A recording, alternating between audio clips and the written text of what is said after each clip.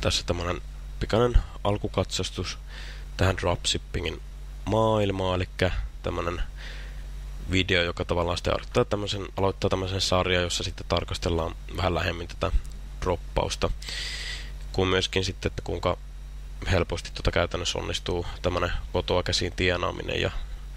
tosiaan suoraan sanottuna tämä droppaus, eli dropshipping, on tavallaan varmin, riskittömin ja helpoin tapa tehdä sitten niin kuin sitä rahaa kotoa käsin. Ja näissä videoissa tavallaan vähän kerron sitten enemmän lisää, että miten löytää semmoiset hyvät luotettavat tavarantoimittajat, joilla sitten on tarjottavana tätä palvelua, eli dropshipping, joka tarkoittaa tosiaan käytännössä sitä, että voit listata minne tahansa paikkaan tuotteita myyntiin, oli oma sitten sivu, verkkokauppa tai eBay, tai sitten muu tämmönen menetelmä, ja asiakkaan tehtyä maksun jostain tuotteesta sulle, niin kun sä näet sen maksusuorituksen sun tilillesi, niin sitten maksusuorituksesta vähennät sen tavaran toimittajan tai valmistajan haluaman osuuden, jonka jälkeen se valmistaja tai toimittaja lähettää se asiakkaan suoraan heidän varastostaan sitten tälle sun asiakkaalle, vaikka esimerkiksi täällä Suomessa. Ja tosiaan ihan suoraan kotiovelle kansainvälisen kuriirifirman kautta. Hyvin monella tavarantoimittajalla on tuotteelleen myönnettävissä niin jopa ihan täysin maksutonta toimitusta sieltä heidän varastostaan, ja vieläpä niin joissain tapauksissa, tai itse asiassa hyvin monessakin tapauksessa, että toimitus kestää jopa semmoisen vajaan viikon, kun se saapuu asiakkaan kuitattavaksi sitten. Ja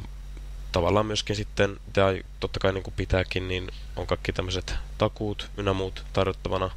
hyvin monella tavarantoimittajalla, eli mikäli tuotteessa ilmenee jokin valmistusvirhe tai muu ongelma käyttöönotossa,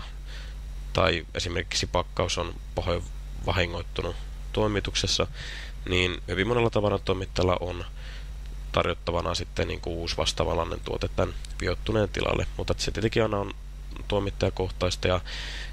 ja kuinka tämmöisen niin kuin tavallaan sen parhaan oman tavarantoimittajan löytää, niin käydään ne kaikki tässä läpi, ja myöskin näytetään pari esimerkkiä sitten tavarantoimittajista, joiden tuotteita voi sitten alkaa heti myymään vaikka siellä omassa Facebookissaan sitten. Mutta että todellakin niin mihinkään tämmöisiin tuotehankintoihin tai alkuvarastoihin ei pidä tehdä mitään sijoituksia tai ylipäätään miettiä, että miten sitten, että jos on vaikka nollatulot tai talous muutenkin hieman sillä kantilla, että pystyykö nyt sitten minä itse lähtemään tämmöiseen mukaan, niin semmoisesta mitään painetta ei pidä ottaa taikka stressiä, että tämä sopii oikeastaan kaikille, jotka tuntee internetin ja omaavat semmoisen halun tehdä jotain uutta ja semmoista tiettyä pientä rohkeutta ja hulluutta, niin on kyllä taata ihan menestymisen sitten. Elikkä näitä tämmöisiä droppausklubeja löytyy aika paljon nettipullolla, eli Google vaan hakusanaksi dropshipping, niin alkaa löytymään erilaisia liikkeitä tai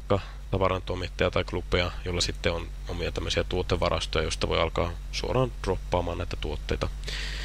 sille omalle asiakasryhmälle, tai sitten yleisesti niin kuin jossain eBayssä tai muualla, että totta kai niin kuin droppaus on aika lailla kansainvälistä, että hyvin pitkälti tavarantoimittajasta kiinni, että mihin maihin hän sitten voi dropata tuotteita ja mihin ei. Ja tosiaan pitemmittä puheitta, niin tässä oli vähän niin kuin pähkinänkuoressa tämä dropshipping, eli seuraavassa videossa katsotaan vähän lähemmin sitä, että miten löytää sen itselle sopivimman paikan sitten myyä näitä tuotteita tai listata niitä esille, jotta sitten netin käyttäjät ja muut potentiaaliset asiakkaat sitten ne löytävät ja näkevät, ja miten sitten tapahtuu tuon tuotteen toimitus, kuin myöskin, että millä kriteereillä kannattaa valita se ensimmäinen oma tavarantoimittaja, jolla sitten alkaa tekemään semmoista tunnustelua ja tekemään niitä ensimmäisiä myyntejä sitten asiakkaille.